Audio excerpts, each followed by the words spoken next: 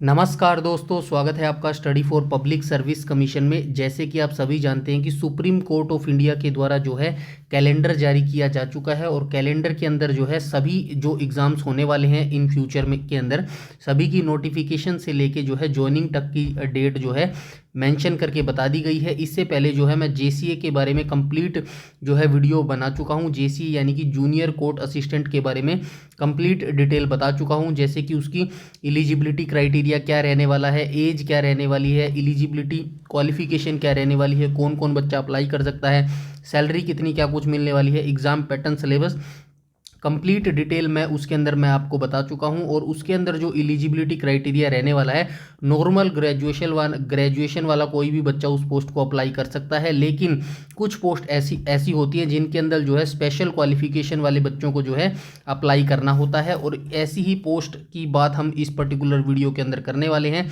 जिसका नाम है पर्सनल असिस्टेंट और सीनियर पर्सनल असिस्टेंट।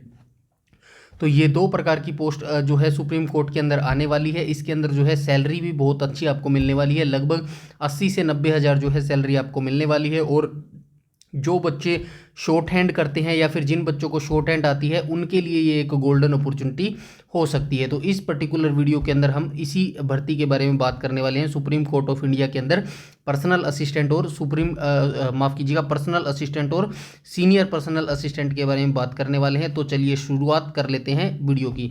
मेरा नाम है हरीश भारद्वाज और आप सभी का स्वागत है study for public service commission के अंदर। तो ये जो है कैलेंडर आपके सामने ओपन हो रखा है। मैं आपको डायरेक्ट ले चलता हूँ सीनियर पर्सनल असिस्टेंट और पर्सनल असिस्टेंट के कैलेंडर पर। तो चलिए, ये जो है ओपन हो चुका है, यहाँ पे देख लेना, माफ़ कीजिएगा, यहाँ पे देख लेना senior personal assistant and personal assistant की जो नोटिफिकेशन डेट से लेके और जो ज्वाइनिंग डेट तक की है वो सारी यहाँ पे बता दी गई है। तो चलिए शुरुआत कर लेते हैं। तो आपका जो पब्लिकेशन ऑफ एडवर्टाइजमेंट है, मतलब जो आपका नोटिफिकेशन है वो कब आएगा, तो 3-4 वीक ऑफ दिसंबर। तो दिसंबर के जो है मिड में या फिर दिसंबर के एंड में जो है आपको नोटिफिकेशन देखने को मिल जाएगा। उसके बाद हम बात करें तो सबसे पहले आपका जो है date of typing qualifying test जो है, तो आपका सबसे पहले टाइपिंग टेस्ट होने वाला है जो कि क्वालिफाइंग टेस्ट रहने वाला है। और ये एग्ज़ाम आपका कब कंडक्ट करवाया जाएगा, तो 3rd और 4th संडे ऑफ जनवरी। तो जनवरी के जो है 3rd और 4th संडे मान सकते हैं, जनवरी के एंड में जो है आपका टाइपिंग टेस्ट कंडक्ट करवा लिया जाएगा। उसके बाद जो डिक्लेरेशन ऑफ टाइपिंग टेस्ट का रिजल्ट है तो ये कब आएगा, तो ये देख लेना on before 2nd Sunday of February.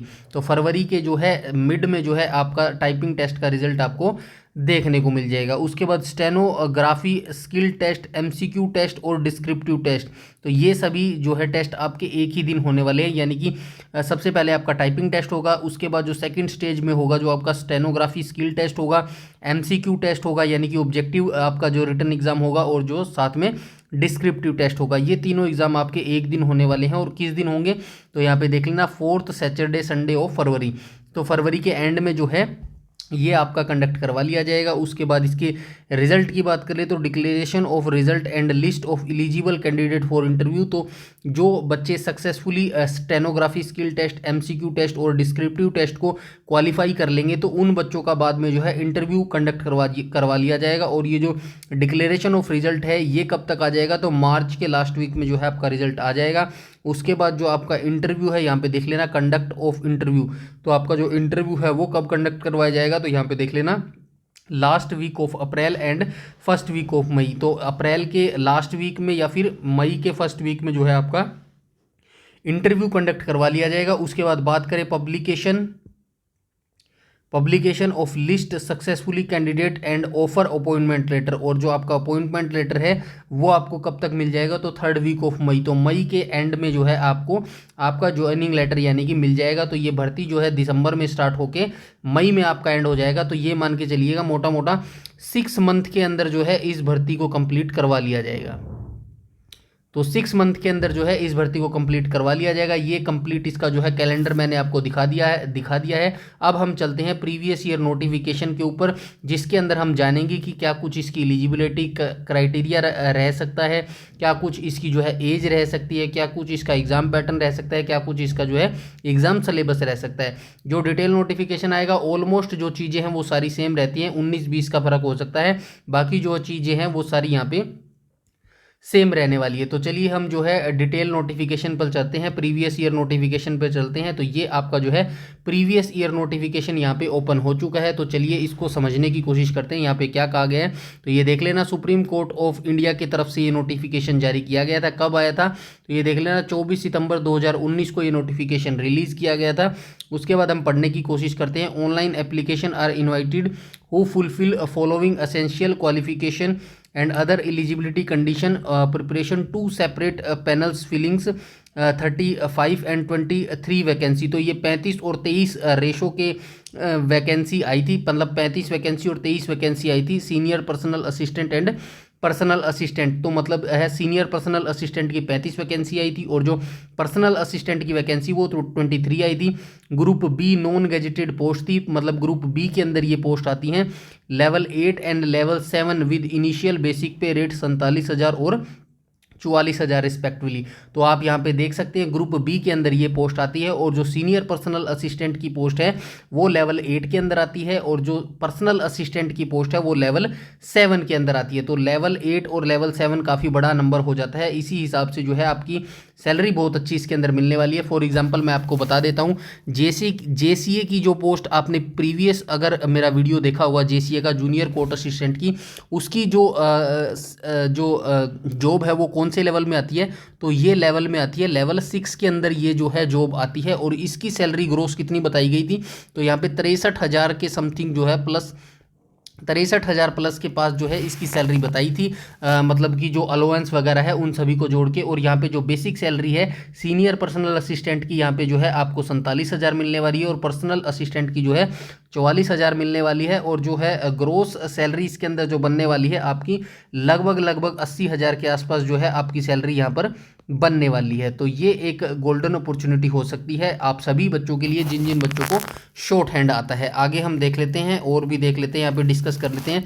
Essential qualification की यहाँ पे बात कर लेते हैं। तो एसेंशियल क्वालिफिकेशन की हम बात कर लेते हैं। For the post of senior personal assistant की सबसे पहले यहाँ पे बताया गया। तो सीनियर पर्सनल असिस्टेंट को हम देख लेते हैं। Degree of a recognised university, तो आपके पास जो है डिग्री होनी चाहिए, किसी भी स्ट्रीम में आपने किया हो, बीए किया हो, चाहे बीसीए किया हो, बीएससी किया हो, बीकॉम किया हो, कोई भी डिग्री की होनी चाहिए, आपके पास ग्रेजुएशन होनी चाहिए। सेकंड स्टेप में कहा गया proficiency in short hand English के अंदर with A speed of 110 word per minute. तो जो है प्रोफिशिएंसी इन शॉर्ट हैंड आपको आनी चाहिए, इंग्लिश के अंदर आनी चाहिए।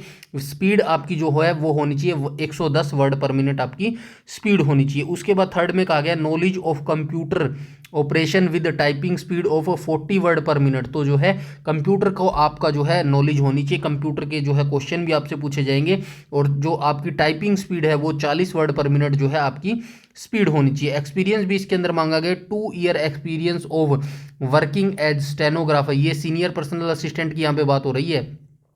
तो 2 साल का एक्सपीरियंस होना चाहिए आपका सीनियर पर्सनल असिस्टेंट के बारे में। स्टेनोग्राफर एज स्टेनोग्राफर के ग्रेड डी और एज स्टेनोटाइपिस्ट इन इक्विवेलेंट ग्रेड और कलेक्टिवली इन सेड ग्रेड्स और हायर ग्रेड। तो जो ये बताया गया है ग्रेड डी के अंदर जो है स्टेनोग्राफर का 2 साल का आपको एक्सपीरियंस होना चाहिए, तो आप जो है सीनियर पर्सनल असिस्टेंट के लिए अप्लाई कर सकते हैं। उसके बाद हम बात करें पर्सनल असिस्टेंट के बारे में। तो आइए पर्सनल असिस्टेंट के बारे में जो है सभी भर सकते हैं क्योंकि इसके अंदर जो है एक्सपीरियंस नहीं मांगा गया है, मेन चीज़ ये रखी गई है। तो आइए इसको भी रीड कर लेते हैं।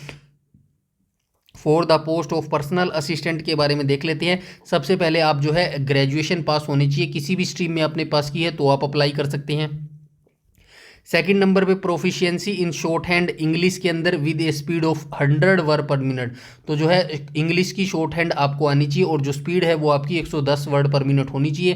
थर्ड नंबर पे कहा गया नॉलेज ऑफ कंप्यूटर ऑपरेशन, तो कंप्यूटर का आपको ज्ञान होना चाहिए विद ए टाइपिंग स्पीड, और जो है टाइपिंग स्पीड भी आपको आनी चाहिए 40 वर्ड पर मिनट की जो है आपके पास स्पीड होनी चाहिए। एज रिलैक्सेशन की बात कर लेते हैं। तो एज रिलैक्सेशन इसके अंदर क्या रहने वाला है, तो एज रिलैक्सेशन की बात करें तो candidate applying for the post senior personal assistant should be below 32 years of age and those applying for the post of personal assistant should be below 27 year of as.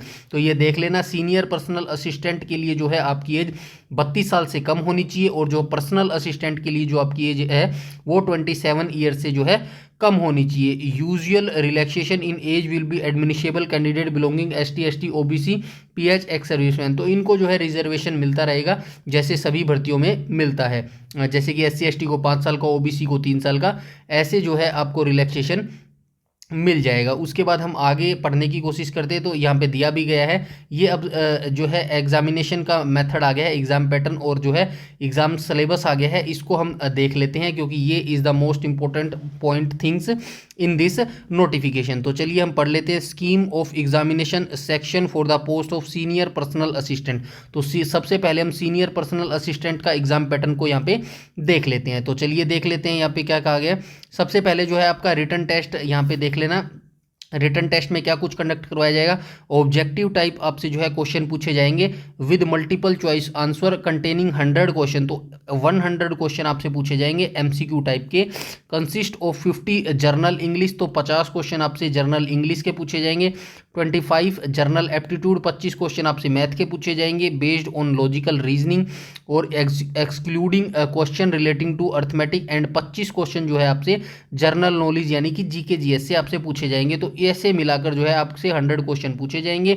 Maximum marks 100 marks, minimum qualifying 50। तो जो है पूछा गया है कि 100 question आपसे पूछे जाएंगे जो कि 100 मार्क्स के रहेंगे, और मिनिमम क्वालिफाइंग यहाँ पे रखा गया है 50 मार्क्स आपको मिनिमम लेने ही लेने पड़ेंगे, अदरवाइज जो है आपको फेल कर दिया जाएगा। नेक्स्ट स्टेज के लिए जो है आपको नहीं रिकमेंड किया जाएगा।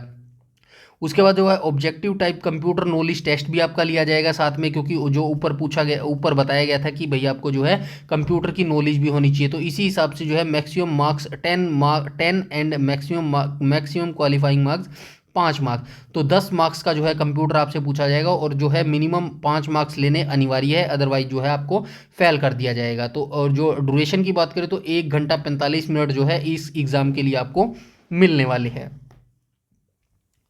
उसके बाद नेक्स्ट स्टेप की बात करें तो हम यहाँ पे देख लेना, shorthand English test at the speed of 110 word per minute.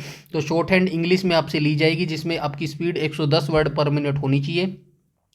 The time of transcription will be 45 minute, और ट्रांसक्रिप्शन विल बी जो है 45 मिनट का आपको दिया जाएगा टाइम ट्रांसक्रिप्शन के लिए।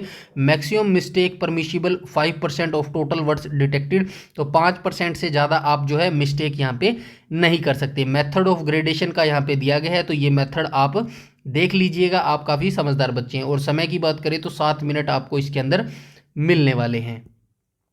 उसके बाद हम आगे चले और यहाँ पे देख लेते हैं टाइपिंग स्पीड की बात कर लेते हैं आगे जाके। यहाँ पे ये देख लेना, मैक्सिमम मार्क्स जो है 100 एंड मिनिमम क्वालिफाइंग मार्क्स 50 इसके अंदर भी जो है रखा गया है, वैसे ही सेम रखा गया है, कोई दिक्कत वाली बात नहीं है। टाइपिंग स्पीड की बात करें तो कंप्यूटर के ऊपर जो है आपका टाइपिंग टेस्ट लिया जाएगा।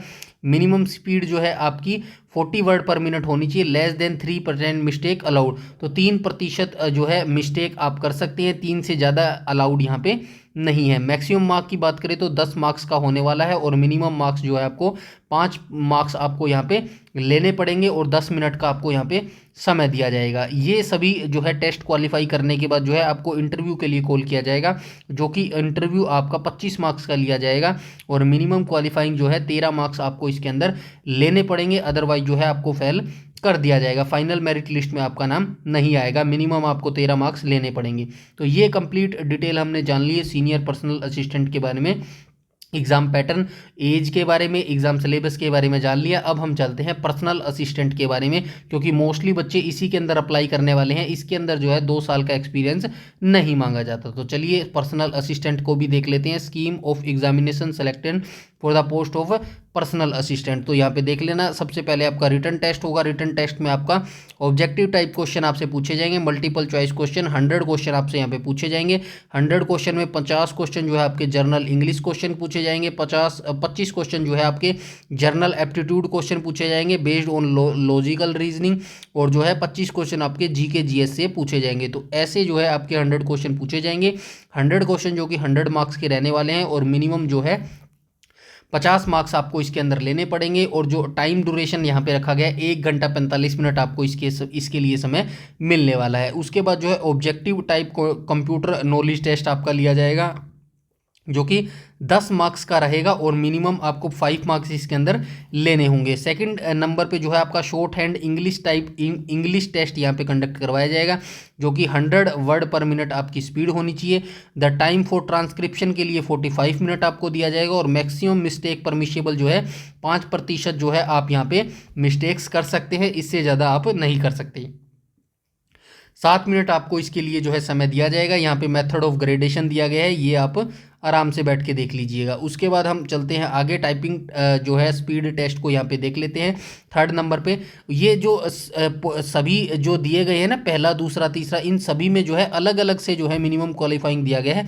इसका मतलब ये है कि सभी में आपको जो है पास होना अनिवार्य है। किसी भी एक स्टेज में अगर आप पास हुए मतलब फेल हुए तो नेक्स्ट स्टेज के लिए जो है आपको रिकमेंड नहीं किया जाएगा। टाइपिंग स्पीड की बात करें तो यहाँ पे देख लेना, मिनिमम जो टाइपिंग स्पीड है आपकी 40 वर्ड पर मिनट होनी चाहिए। लेस देन 3% मिस्टेक अलाउड, 3% से जो कम मिस्टेक है वो आप कर सकते हैं, इससे ज़्यादा आप नहीं कर सकते। मैक्सिमम मार्क्स जो है 10 मार्क्स का होने वाला है और मिनिमम जो है 5 मार्क्स आपको इसके अंदर लाने ही लाने पड़ेंगे और 10 मिनट का जो है आपको इसके अंदर समय मिलने वाला है। ये सभी जो प्रोसेस जो बच्चा कंप्लीट क्वालिफाई कर लेगा उसके बाद जो है आपको इंटरव्यू के लिए कॉल किया जाएगा। इंटरव्यू जो कि 30 मार्क्स का रहने वाला है और मिनिमम जो है 15 मार्क्स आपको इसके अंदर लाने पड़ेंगे। उसके बाद तो यहाँ पे कुछ ज़्यादा जानकारी नहीं है, ये पूरी बिकॉज प्रीवियस ईयर नोटिफिकेशन है, ये जर्नल इंस्ट्रक्शन है, कोई ज़्यादा ज़रूरी नहीं है। तो ये कंप्लीट डिटेल हमने यहाँ पे जानने की कोशिश की है और जान भी ली है।